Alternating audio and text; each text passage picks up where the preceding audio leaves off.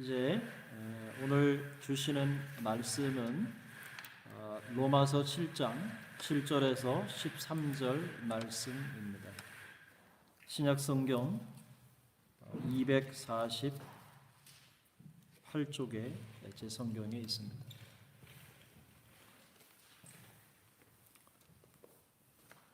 로마서 7장 7절에서 13절 말씀을 다 같이 교독하겠습니다. 그런즉 우리가 무슨 말을 하리요? 율법이 죄냐? 그럴 수 없느니라. 율법으로 말미암지 않고는 내가 죄를 알지 못하였으니 곧 율법이 탐내지 말라 하지 아니하였더라면 내가 탐심을 알지 못하였으리라.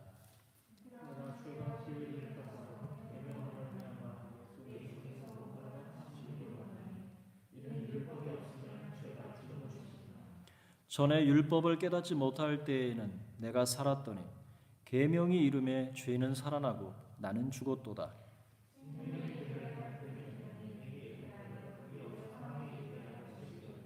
죄가 기회를 타서 계명으로 말미암아 나를 속이고 그것으로 나를 죽였는지라.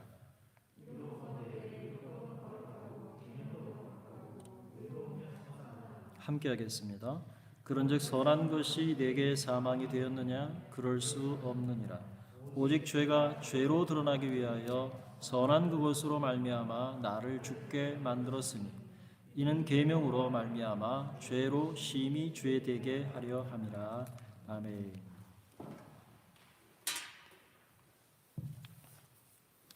그럼 한 주간도 잘 지내셨죠? 날씨가 많이 추운데 여러분 감기도 조심하시고 또 무탈하고 건강한 삶을 살아갈 수 있기를 바랍니다. 오늘은 율법 거울아 거울아 라는 말씀을 가지고 여러분과 함께 은혜를 나누겠습니다. 국가에는 헌법과 법률이 존재하죠. 모든 국민은 그 헌법과 법률에 따라서 살아가고 그리고 어길 시에는 법의 심판을 받게 됩니다. 우리는 대부분 한국인으로 그리고 혹은 스웨덴에서 태어나 어린 시절을 보내며 살아왔습니다. 법을 전공하지 않은 우리 중 대부분은 어떤 법이 있는지 그 법에 대해서 상세하게 알지는 못합니다. 헌법이나 법률을 잘 몰라도 살아가는 데는 사실 큰 지장이 없는 듯이 보입니다. 법에 따른 심판과 처벌을 받기도 합니다. 법을 잘 아는 사람일수록 법을 잘 지킬 수도 있지만 반대로 법을 이용해서 불법을 저지를 가능성에 항상 노출되기도 합니다. 저는 스웨덴에 온 지 이제 한 8년이 됩니다. 스웨덴에서 제가 처음 운전할 때에는 한국 면허증을 가지고 운전을 했습니다. 그래서 한국에서 운전하던 습관대로 운전을 했죠. 큰 불편을 느끼지는 못했습니다. 그렇지만 당황스러운 상황을 제가 몇 번 경험했습니다. 예를 들어서 신호등이 없고 우선순위 도로, 우선순위 표지판이 없는 경우에는 항상 오른쪽에서 진입하는 차에게 양보를 해야 합니다. 그런데 오른쪽에서 진입하는 차량을 무시하고 가다가 정말 따가운 눈총을 보내는 사람들, 운전자들 제가 몇 번 경험했습니다. 마치 죄인처럼 따갑게 이렇게 쳐다보더라고요. 그리고 심지어는 추돌 사고까지 날 뻔한 적도 있었습니다. 스웨덴 교통법을 모르고 한국에서 운전하던 습관도 했기 때문이죠. 2년 전에 벌써 이제 3년 차가 되는데 스웨덴 면허증을 취득했습니다. 그러고 나니까 운전하기가 훨씬 편해졌습니다. 그런데 전에 스웨덴 교통법을 모를 때는 내가 행하는 일이 불법이라는 사실을 몰랐습니다. 하지만 법을 알고 나니까 내가 잘못 운전하고 있었구나 하는 사실을 깨닫게 된다는 것이죠. 바울은 오늘 우리에게 율법이 이와 같다는 사실을 우리에게 가르치고 있습니다. 어릴 적에는 남의 집 텃밭에서 열린 어떤 과일을 딴다든지 혹은 그냥 별 의미 없이 옆에 있는 친구 것을 이렇게 뺏는다든지 또 남의 것을 이렇게 슬쩍 훔친다든지 그런 거에 대해서 큰 죄의식이 없었는데 크면서 보니까 그때 내가 남의 것을 훔쳤다는 사실을 알게 된다는 것이죠. 남의 것을 빼앗거나 훔친 것이 어릴 때는 죄인지 몰랐지만 법을 알게 된 후부터는 그 행위가 불법이라는 사실을 알게 된 것입니다. 바울은 오늘 본문을 통해서 율법의 역할이 무엇인가 그리고 그 율법의 기능이 무엇인지에 대해서 우리에게 가르치고 있습니다. 지난주에 바울은 중생한 그리스도인들은 이제 율법에서 벗어났다. 율법에서 다 벗어났다라고 강조를 했죠. 그래서 전 남편으로서 율법이 죽었기 때문에 이제 새 남편이신 그리스도와 우리가 연합이 되고 우리가 그리스도께 가서 연합이 되었다는 사실입니다. 그런데 이런 주장을 듣고 있는 유대인들은 어떠했을까요? 유대인들은 틀림없이 이 문제에 대해서 의문을 제기했을 것입니다. 그리고 율법에 대한 해석에 반론을 제기했을 겁니다. 율법이 죽었다니. 율법은 생명에 이르게 하는 법이다. 그런데 율법을 지킬 필요도 없다니. 그럼 율법을 폐기해도 된다는 말인가? 이렇게 유대인들의 율법 옹호론자들의 반론을 바울이 예상했던 것 같습니다. 그래서 바울은 즉각적으로 오늘 본문 우리가 읽은 이 본문 7절에서 13절 말씀을 통해서 율법이 원래 본래의 기능이 무엇인가 그리고 그 율법이 어떤 역할을 우리에게 하는가라고 하는 사실에 대해서 강론하고 있습니다. 여러분 하나님께서 왜 이스라엘에게 율법을 주셨습니까? 애굽에서 탈출한 이스라엘 백성들이 왜 율법이 필요했을까요? 언약을 맺은 후에 하나님께서 이스라엘 백성들에게 법과 규율을 주시지 않았다면 만약에 그렇지 하나님께서 주시지 않았다면 이스라엘은 과연 어떤 기준으로 살아야 했을까요? 애굽의 법을 따라야 했을까요? 아니면 가나안의 법을 따라 살아야 했을까요? 하나님께서는 이스라엘 백성들이 가나안 땅에서 하나님의 백성으로 살아갈 법, 하나님의 백성으로 살아갈 율례가 무엇인지를 가르치시면서 그 법을 이스라엘에게 주셨다라고 하는 것입니다. 출애굽기 19장부터 24장에 나오는 말씀이죠. 그 법을 우리는 보통 토라라고 말합니다. 토라. 그래서 하나님께서 그 본문에 대한 그 토라를 주신 것에 대해서 오늘 바울은 이렇게 표현합니다. 이 율법을 백성들에게 주신 이유가 무엇인가라는 것입니다. 오늘 본문을 통해서 율법의 기능과 그 역할에 대해서 우리가 몇 가지 살펴보면서 여러분과 은혜를 나누려고 합니다. 첫째로 율법은 죄를 깨닫게 합니다. 오늘 본문 7장 7절에 그런즉 우리가 무슨 말하리요? 율법이 죄냐? 그럴 수 없느니라. 율법으로 말미암지 않고는 내가 죄를 알지 못하였으니 곧 율법이 탐내지 말라 하지 아니하였더라면 내가 탐심을 알지 못하였으리라 라고 바울은 기록합니다. 여러분 바울은 먼저 질문합니다. 율법이 죄이냐? 거기에 대해서 답은 그럴 수 없다는 것이죠. 만약에 율법이 없었다면 내가 행한 죄가 내가 행한 일이 그것이 죄인지 전혀 알지 못한다는 것입니다. 그 예를 출애굽기 20장 17절의 말씀을 바울은 적용합니다. 십계명에 나오는 말씀이죠. 그래서 내 이웃의 집을 탐내지 말라. 내 이웃의 아내나 그 남종이나 그의 여종이나 그의 소나 그의 낙이나 내 이웃의 소유를 탐내지 말라라고 하나님께서 명령하셨죠. 이것은 하나님께서 직접 시내산에서 그 백성들에게 들려주시고 그리고 직접 손으로 하나님께서 그 돌판에다가 하나님이 직접 기록해서 주신 말씀입니다. 그런데 이 법을 알지 못할 때는 어땠습니까? 이 법을 알지 못할 때는 남의 집을 탐내고 남의 아내나 남종이나 여종을 탐하는 것이 죄인지 모르고 지냈다는 겁니다. 창세기 6장에도 말하는 것처럼 자기 눈에 보기에 좋은 대로 모두 다 아내를 취해도 그게 죄인지 모른다는 얘기죠. 우리나라 조선 시대에 여러분 일부 양반들의 모습이 그랬다는 거죠. 그게 죄인지 잘 몰라요. 여러분 율법을 알지 못할 때에는 이웃을 탐하고도 마음에 꺼리낌이 없습니다. 그리고 죄의식이 전혀 없다는 겁니다. 그저 타락한 본성을 따라 살았으니까 당연한 결과죠. 하지만 하나님의 율법이 다가오니까 어떻습니까? 하나님께서 말씀하시고 그 말씀을 우리 앞에 딱 세워 놓으시니까 이전에 행했던 나의 모든 행실이 그것이 이제 죄라는 사실이 드러나고 만 것입니다. 그럼 목사님, 차라리 율법이 없으면 더 낫지 않나요? 그게 죄인지 모르니까 더 나은 것이 아닌가요? 그렇게 생각할 수도 있습니다. 하지만 누구든지 운전하기 위해서는 운전하는 법을 배워야 합니다.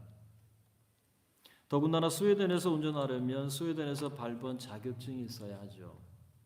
면허증이 없으면 아예 운전할 수 없습니다. 그리고 차 있는 것이 없는 것보다는 편리함이 좀 많죠. 여러분 율법이 없다고 여러분 생각해 보시길 바랍니다. 만약에 법이 없다. 내가 이웃집의 것을 이웃의 것을 탐내도 죄가 되지 않는다. 여러분 그게 좋아할 일일까요? 헌법과 법률이 없는 사회나 국가에 산다면 여러분 끔찍한 사건이 매일 매 순간 일어나고 그 피해자가 내가 될 수도 있다는 사실입니다. 법이 있기 때문에 사회의 질서와 안전이 보장되는 것처럼 율법은 하나님의 택한 백성들의 공동체 가운데의 질서와 안전을 보장하는 장치입니다. 율법은 우리의 죄를 깨닫게 합니다. 그렇다고 율법이 죄일까요? 그럴 수 없습니다. 율법은 마치 거울과도 같습니다. 거울 앞에 우리가 서는 것과 같다는 것이죠. 여러분 예전에 거울이 없던 시절이 있었습니다. 오스티라는 세계에서 가장 오래된 엘리베이터 회사가 있습니다. 초기에는 엘리베이터 속도가 너무 느리다고 고객들이 컴플레인을 자주 들었습니다.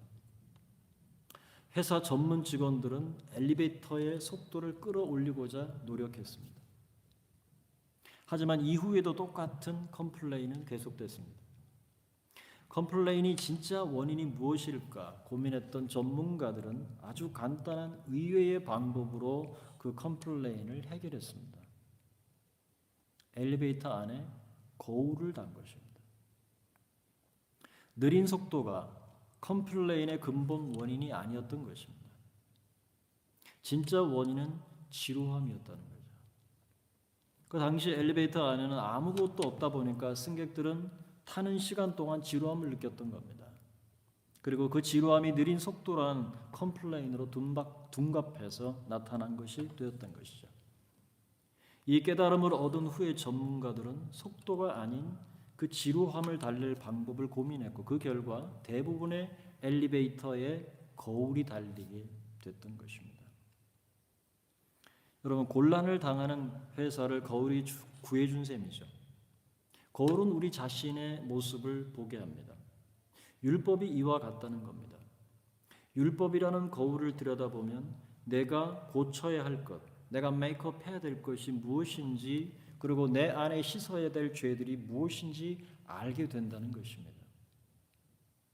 두 번째로 율법은 죄를 증가시킵니다. 율법은 죄의 탐심을 불러일으킨다라고 말합니다. 바울은 오늘 8절 말씀에 이렇게 얘기합니다. 그러나 죄가 기회를 타서 계명으로 말미암아 내 속에서 온갖 탐심을 이루었나니 이는 율법이 없으면 죄가 죽은 것임이라 라고 고백합니다. 여러분 율법이 없을 때에는 죄를 죄로 여기지 못했습니다. 그러나 율법이 오게 되자 이제는 죄가 오히려 기회를 노리는 겁니다. 옳거니 너 잘됐다. 너 잘 걸렸다. 죄가 더욱 활개를 치면서 우리에게로 수시로 다가오는 것입니다. 여러분 경찰의 직무가 무엇입니까? 경찰은 국민의 자유와 권리를 보호하고 사회 공공의 질서 유지를 하는 것이죠. 이런 직무를 수행하다가 만약 누군가가 개인의 자유와 권리를 침해하거나 공공 질서를 무너뜨린다면 어떻게 합니까? 즉각적으로 가차없이 법을 집행되고 그에게 형벌이 적용됩니다.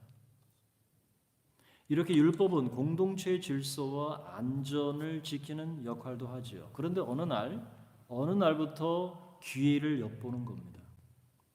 율법에 어긋나는 어떤 죄를 짓고 있는지 우리를 살피기 시작한다는 겁니다. 마치 매의 눈처럼.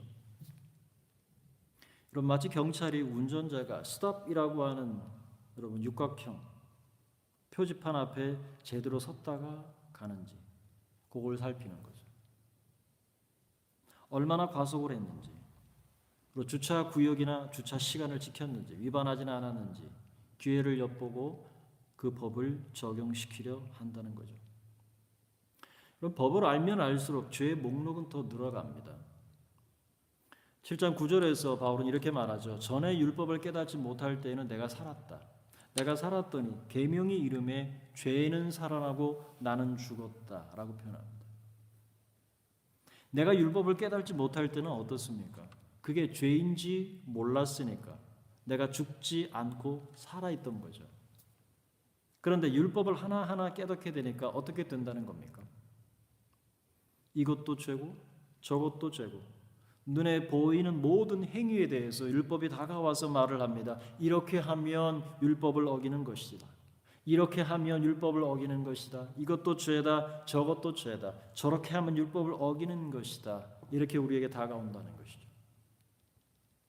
스웨덴 교통법을 모를 때는 내가 하는 행동이 위법이 되는 줄을 몰랐지만 알고 나니까 법이 나를 가르치기 시작합니다. 이렇게 하면 페널티다. 저렇게 하면 면허 취소다. 스탑 정지 사인에서 멈추지 않고 통과하는 것을 경찰이 보면 즉각 면허 취소 가능합니다. 스웨덴은 그런 거죠. 그 운전대를 잡는 순간부터 법규가 내 앞에 나타납니다. 신호도로 나타납니다. 교통 표지판으로 지나가는 보행자들이 이러한 것처럼 율법도 우리를 향해서 옐로 카드, 레드 카드를 사정없이 내미는 겁니다. 한두 개가 아닙니다. 위법의 건수는 계속 늘어납니다. 교통법을 알면 알수록 그럴 가능성 또한 높아집니다. 이렇듯이 우리가 율법을 알면 알수록 내가 거울을 바라보듯이 수치와 죄가 점점 드러납니다. 율법은 우리의 일거수일투족을 감시하고 꼼짝달싹 가지 못하도록, 심지어는 몇 미터를 가야 하고 몇 미터 이상 가지 못하도록 하는 그러한 규정으로 우리를 올감맵니다. 여러분, 그뿐이 아닙니다. 율법은 심지어 우리가 그 죄를 더 짓도록 부추긴다는 사실입니다. 이게 무슨 말인가? 쉽게 말하면 율법을 깨닫지 못할 때에는 아예 어길 생각조차 하지 않았는데 그것이 죄라는 사실을 알고부터는 이상하게 내 마음속에서 그걸 깨고 싶은 욕망이 생기더라는 말입니다. 거울이 없을 때는 화장을 안 했는데 거울이 생기고 난 후부터는 화장도 하고 더 자주 그 거울을 들여다보는 것처럼 율법을 깨닫지 못할 때에는 죄의 유혹이 없었는데 율법을 깨달은 후부터는 하나님이 금하신 죄까지도 범해보라고 율법이 우리를 자극하는 것입니다. 그것이 가능한 이유는 바로 영이 죽었기 때문입니다. 인간의 타락한 본성은 율법이 금하는 것에 자율적으로 순종하기보다는 오히려 스스로 그 율법을 범하고자 하는 유혹에 빠지게 됩니다.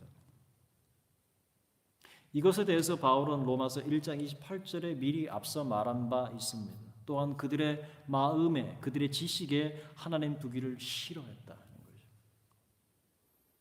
모든 불의와 추악과 악의와 살인과 분쟁, 사기를 치더라는 겁니다. 그것이 바로 죽은 영의 실체입니다. 우리의 타락한 본성 속에서 작용하고 있는 악한 죄는 금지된 죄를 짓도록 율법을 이용해서 오히려 우리를 자극함으로 온갖 종류의 욕망을 촉발하는 것입니다. 금지된 것까지도 그 죄까지도 지어보라고 유혹합니다. 여러분, 하나님께서 아담에게 뭐라고 말씀하셨습니까?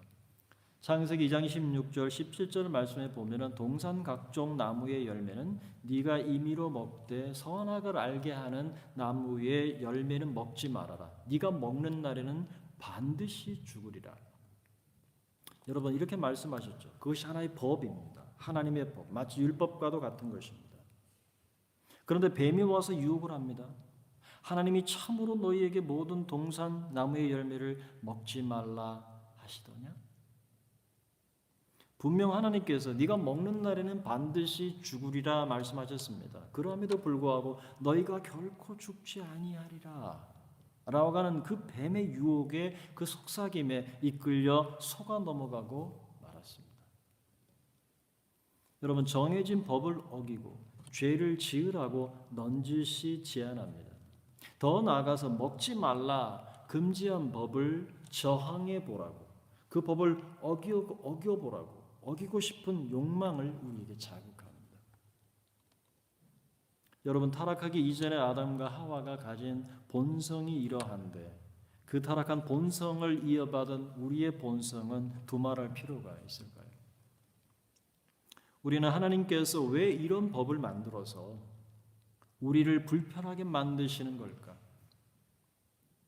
내 마음대로 하고 싶은데 왜 하나님은 율법이라는 것을 우리에게 주시면서 그 율법을 통해서 왜 나를 가로막는 것인가 라고 하면서 오히려 하나님의 율법을 어기고 싶은 마음을 불러일으킨다는 것입니다. 하나님께서 이스라엘 백성을 애굽에서 구원하신 후에 시내산에서 그들과 언약을 맺습니다. 하나님의 아내가 되었습니다. 존귀한 백성이 되었습니다. 거룩한 제사장 나라가 되었습니다. 그리고 그들에게 율법을 주셨습니다. 십계명과 율례를 주셨죠. 제1계명과 제2계명이 무엇입니까? 너는 나 외에는 다른 신을 내게 두지 말아라. 그리고 너를 위하여 우상을 만들지 말고 어떤 형상도 만들지 말라고 하나님께서 명령하셨습니다. 여러분, 모세가 하나님의 기록된 그 십계명 돌판을 받기 위해서 시내산 위에 올라가죠. 그래서 40을 밤낮을 거기서 지내게 됩니다. 그런데 모세가 산에서 내려오지 않는 겁니다. 밑에 있던 백성들은 모세가 죽었는지 살았는지 정말 불안해합니다. 원성은 점점 높아집니다. 그때 그들이 말했습니다. 일어나라. 우리를 위하여 우리를 인도할 신을 만들라. 그 백성들의 재촉에 여러분, 아론은 어떻게 했습니까? 결국 금송아지를 만들어서 언약을 파기하고 말았습니다. 하나님의 입으로 직접 명령하신 십계명입니다. 그런데도 이스라엘 백성과 아론은 그 율법을 정면으로 맞섰습니다. 그것이 그들의 이성적 판단이었고 정한 뜻이었으며 그들의 의지였습니다. 하나님의 명령한 법을 저항하고 곧 이말 심판의 상황을 알지 못했지만 그들은 금송아지를 만들었던 것이죠. 이처럼 율법은 우리의 타락한 본성을 자극해서 죄를 더욱 증가하게 만들고 죄를 짓도록 부추긴다는 것입니다. 이것을 깨닫게 된 바울은 오늘 본문 9절에서 11절에 이렇게 증거합니다. 전에 율법을 깨닫지 못할 때에는 내가 살았더니 계명이 이름의 죄는 살아나고 나는 죽었도다. 생명에 이르게 할 그 계명이 내게 대하여 도리어 사망에 이르게 하는 것이 되었도다. 죄가 기회를 타서 계명으로 말미암아 나를 속이고 그것으로 나를 죽였는지라라고 바울은 고백합니다. 바울은 율법에 대해서 자신이 경험한 이야기를 우리에게 들려주고 있습니다. 어린 시절 자신이 율법을 읽고 듣고 암송했을 겁니다. 그러나 그때는 깨닫지 못했다는 겁니다. 부모의 손에 이끌려 배웠던 율법이었을 겁니다. 그런데 그가 장성하면서 율법의 역할이 무엇인지를 비로소 깨달았던 것입니다. 이전에는 죄를 죄로 여기지 않고 살았는데 율법을 깨닫는 순간부터 자신의 죄가 속에서 불쑥 살아난다는 사실을 인식했던 겁니다. 그렇게 되니까 그 율법의 심판 앞에 누가 죽게 되는 겁니까? 바로 죄의 싹은 사망이라고 선언했던 바울 자신이 그 법 앞에 죽게 되는 겁니다. 자신의 행동이 율법을 어긴 것으로 드러나고 생명에 이르게 할 계명이 오히려 자신에 대하여 사망이 되어버린 겁니다. 그때 죄가 기회를 타서 그 계명으로 말미암아 자신을 속이고 그 계명이 자신을 죽였다라고 표현합니다. 여러분, 율법을 알지 못할 때는 죄를 알지 못하였고 자신의 죄가 얼마나 더 큰가를 알지 못했습니다.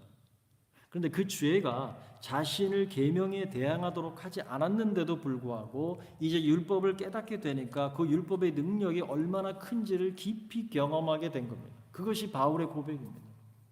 이 율법이 얼마나 크다는 사실.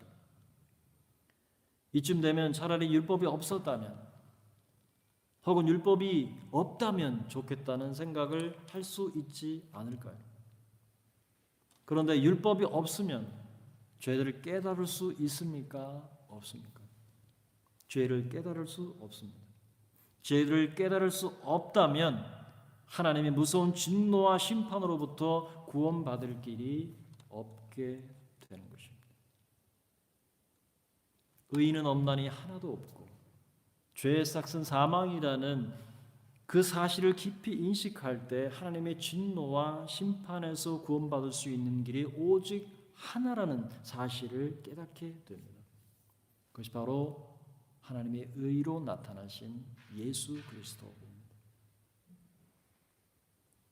하나님의 의 예수 그리스도. 여러분, 율법의 이러한 기능이 결코 부정적이 아니라는 사실을 바울은 강조합니다. 우리가 무슨 말 하리요? 율법이 죄냐? 그럴 수 없다. 그리고 마지막 절에 12, 13절에 이로 보건대 율법은 거룩하고 계명도 거룩하고 의로우며 선하도다. 그런즉 선한 것이 내게 사망이 되었느냐? 그럴 수 없다. 오직 죄가 죄로 드러나기 위하여 선한 그것으로 말미암아 나를 죽게 만들었으니 이는 계명으로 말미암아 죄로 심히 죄되게 하려 함이라라고 고백합니다. 여러분, 바울은 율법의 기능이 이토록 우리에게 거룩하고 의로우며 선하다는 사실을 역설적으로 증거하는 것이죠. 여러분, 바울은 갈라디아서 3장 23절부터 25절에 율법을 이처럼 정의했습니다. 믿음이 오기 전에 우리는 율법 아래에 매인 바 되고 계시될 믿음의 때까지 갇혔느니라. 이같이 율법이 우리를 그리스도께로 인도하는, 옛날 성경은 몽학선생이라고 표현했고 지금은 초등교사가 되어서 우리로 하여금 믿음으로 말미암아 의롭다함을 얻게 하려 함이라. 믿음이 온 후로는 우리가 그 초등교사 몽학선생 아래에 있지 아니하도다 라고 바울은 갈라디아 교회에게 편지했습니다. 여러분, 율법의 역할은 거울을 보듯이 우리의 죄를 깨닫게 하고 그 죄 아래에서 심판받아 죽는 것이 마땅하다는 사실을 선언합니다. 그 이유는 그 심판과 진노로부터 구원하실 분이 오직 의 되신 예수 그리스도라는 사실을 깨닫게 하기 위함입니다. 그 누구도 율법을 행함으로 의를 얻을 수 없고 그 율법을 지킴으로 구원에 이를 수 없다는 사실을 절실하게 절절하게 깨닫게 되는 것입니다. 여러분, 구약의 모든 백성에게 주어진 율법은 바울의 표현처럼 거룩하고 선하고 의로운 진리 지식입니다. 하지만 그 누구도 타락한 본성을 가지고는 그 율법의 요구를 이룰 수 있는 존재가 없습니다. 율법은 그 율법을 명하신 하나님 자신만이 이룰 수 있다는 것이죠. 그것은 하나님의 성품이 그대로 나온 것이니까요. 그분은 말씀이 육신이 되어 우리 가운데 거하시는, 요한복음 1장 14절에 요한이 표현한 것처럼 말씀이 육신이 되어 우리 가운데 거하신 분, 죄가 없고 흠 없고 티 없으신 예수 그리스도만이 그 율법의 요구를 완성하실 수 있었습니다. 결국 율법은 그리스도에게로 이끌어주는 선생이지 구원을 이루는 수단이 아닙니다. 율법은 거울처럼 우리 자신의 죄를 드러내고 죄를 충동하고 우리를 사망에 이르게 하지만 그러함에도 불구하고 우리를 예수 그리스도께로 이끌어주기에 율법은 거룩하고 계명도 거룩하고 선하고 의로운 것입니다. 여러분, 백설공주 이야기를 잘 아시죠? 어느 날 새 엄마가 왕비로 왔습니다. 그런데 그 엄마가 마녀입니다. 왕비는 요술 거울을 들여다보면서 묻습니다. 거울아, 거울아, 누가 세상에서 제일 예쁘니? 그러자 여왕님이십니다. 이렇게 얘기합니다. 그런데 백설공주가 점점 자라면서 상황은 달라졌습니다. 자기가 제일 세상에서 예쁠 것이라는 그런 마음을 가지고 거울에게 묻습니다. 거울아, 거울아, 누가 세상에서 제일 예쁘니? 그랬더니 백설공주이십니다. 라는 말이었습니다. 여러분, 율법의 거울은 세상에서 누가 제일 예쁘냐고 묻는 우리에게 예수 그리스도라는 진리로 대답하는 것입니다. 거울을 볼 때는 우리의 모든 모습이 드러나지만 그 거울은 곧 예수 그리스도를 보게 하는 것이죠. 이제 말씀을 맺겠습니다. 여러분, 율법은 거울과도 같습니다. 거울이 없던 때에는 자기 모습을 제대로 볼 수 없었지만 거울이 앞에 놓이는 순간부터 자기 티와 죄가 하나둘씩 드러나고 도저히 그 죄들을 씻어내지 않고서는 견딜 수 없는 자기의 실존과 자기의 실체를 보게 만듭니다. 그렇다고 율법이 죄인가? 그럴 수 없습니다.